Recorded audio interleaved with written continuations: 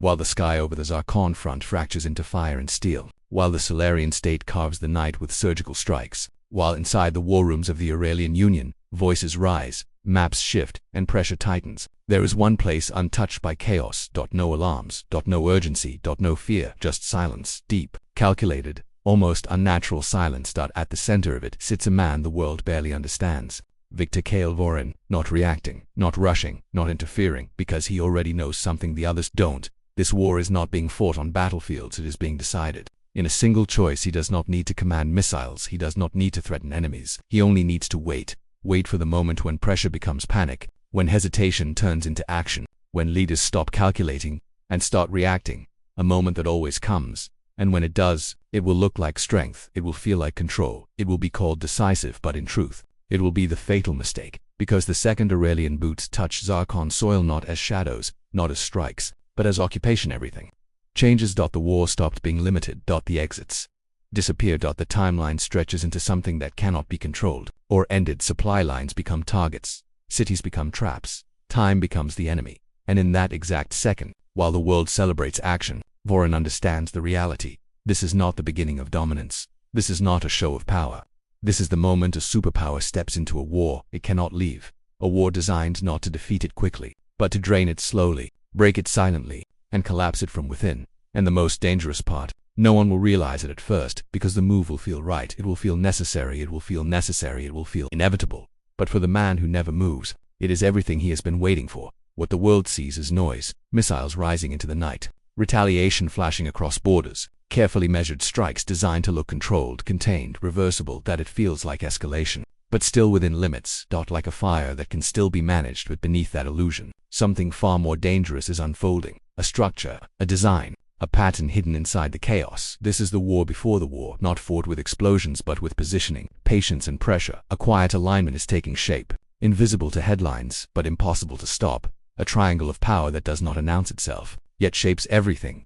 The Zarqon Dominion, a fortress that doesn't break, only absorbs. The Iron Phoenix state, a silent arsenal, feeding the fire without stepping into it. And above it all, Vorin's northern bloc, watching, calculating, never rushing. They don't coordinate in public, they don't declare alliances, but their actions move in sync, like pieces on the same unseen board. No sudden strikes, no reckless moves, just pressure, applied slowly, precisely, relentlessly. Each escalation is allowed, never stopped. Each response is anticipated, never surprising. Each step pulls the system tighter, closer to a single breaking point. And while this invisible machine builds momentum, the Aurelian Union still believes it is in control, believes it can manage the pace, believes it can decide when things go too far, believes it still holds the final choice. It doesn't, because the system is no longer reacting to Aurelian decisions. It is guiding them, turning hesitation into urgency, turning pressure into action, turning control into illusion. What looks like chaos is choreography. What feels unpredictable is engineered. Every strike, every response, every moment of restraint is not random. It is all leading to one outcome. One decision, one irreversible move that will not feel like a trap until it's too late to escape it.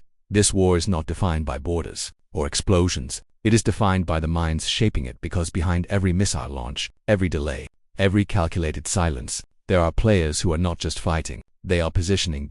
At the center of it all stands a man who refuses to act like the others. Victor Vorin, the Observer King. He does not chase victory, he does not seek confrontation. He studies weakness, not battlefield weakness, but system weakness. His doctrine, frozen collapse theory, is simple, but devastating.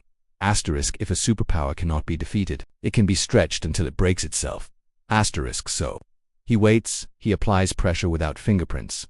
He turns time into a weapon, not to destroy the Aurelian Union instantly, but to make it collapse, slowly, inevitably, from within. Opposite him stands the most powerful force on the planet, the Aurelian Union, the overextended titan led by President Elias Ward Kane, a man carrying the weight of global dominance. Aurelian power is unmatched. Infinite reach, precision, strikes anywhere, military machine that can crush any opponent, but power has a weakness.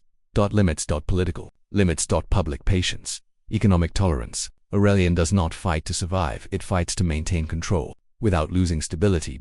And that is where cracks begin, because wars with limits cannot defeat enemies without them.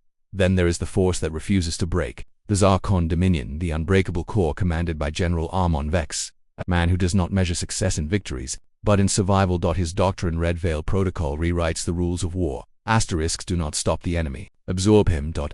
Missiles. Drone swarms. Proxy networks. Underground systems. Terrain turned into a weapon. Zarqon does not rush. Zarqon does not panic. Zarqon endures, because it knows something Aurelian does not.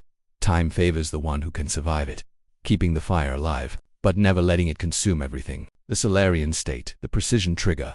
It strikes with accuracy that escalates with control. Every attack is sharp, measured, intentional, but never enough to trigger total collapse. Its role is not to end the war.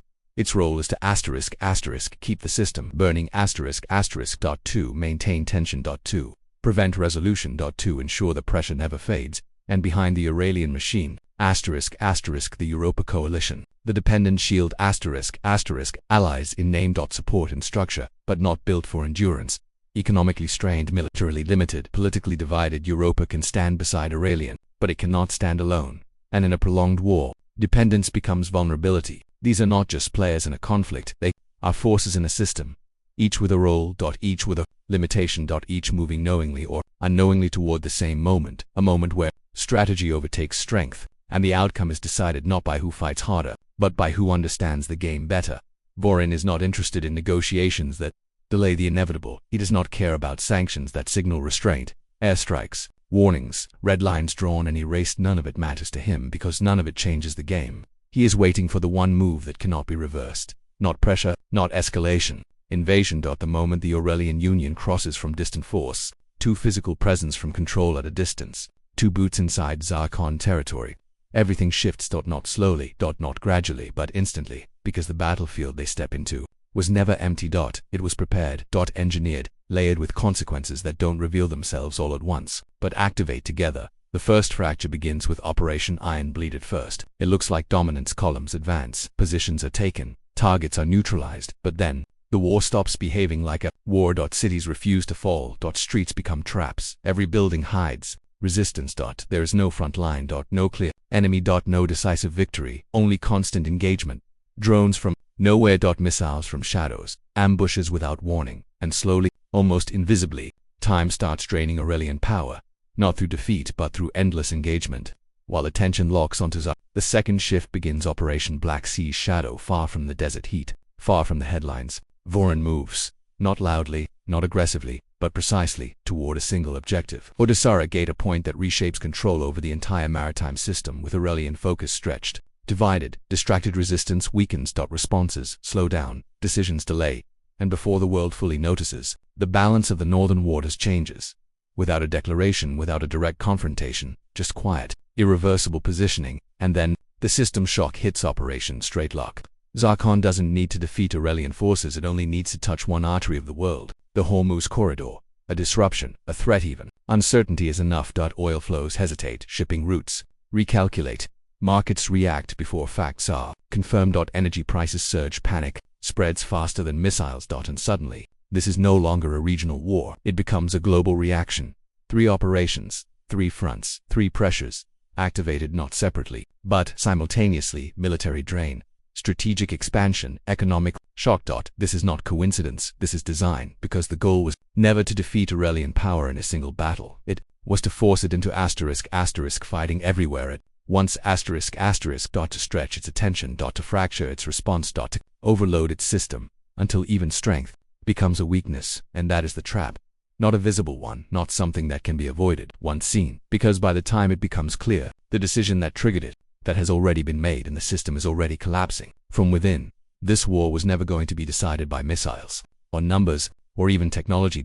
Because beneath every strike, every decision, every hesitation, there is a mindset shaping the outcome. 2 ways of fighting. 2 completely different logics of war. On one side,